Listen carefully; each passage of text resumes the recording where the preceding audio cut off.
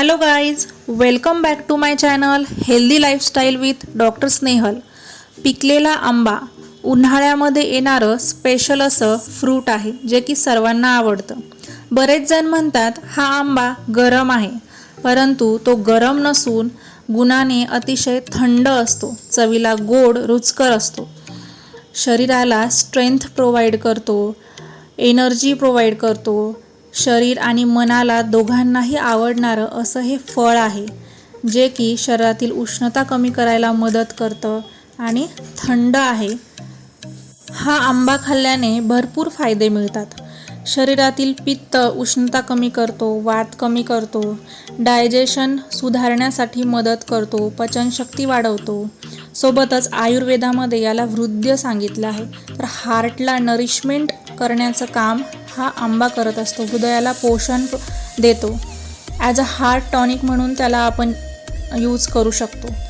तसंच स्किनवर सुद्धा याचं छान काम सांगितलं आहे. हेल्दी स्किनसाठी आंबा फार फायदेशीर आहे.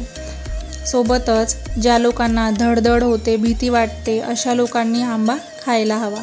तर आंबा खाण्याच्या भरपूर पद्धती आहेत आणि हा आंबा मात्र कसा खायचा, तर तो आंबा ताजा फ्रेश असायला हवा. मी जो घेतला आहे तो तर शेतातील आणि फ्रेश असा आंबा आहे.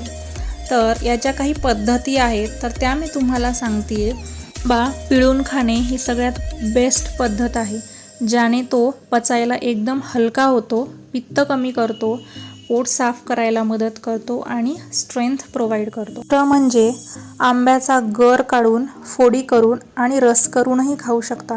गर मात्र पचायला थोडा जड आणि स्लायसेसही थोड्या पचायला जड होतात.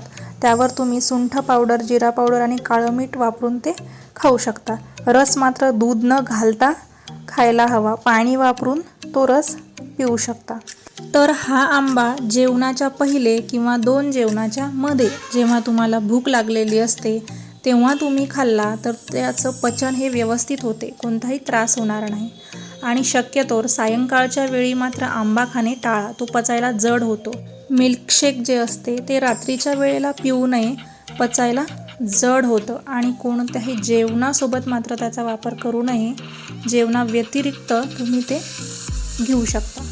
तर आंबा कोणी खायचा नाही आहे, ज्यांना डायबिटीज आहे, ज्यांची वजन वाढण्याची टेंडन्सी आहे, नेहमी सर्दी खोकला असतो, अशा लोकांनी आंबा हा कमी आणि मोजकाच खायचा आहे, जेणेकरून त्यांचा त्रास वाढणार नाही. तर हा आंबा प्रमाणात आणि योग्य पद्धतीने खाल्ला तर त्रास होणार नाही, फायदेशीर ठरेल. आजचा माझा व्हिडिओ आवडला असेल तर माझ्या व्हिडिओला लाईक आणि चॅनलला सबस्क्राईब नक्की करा.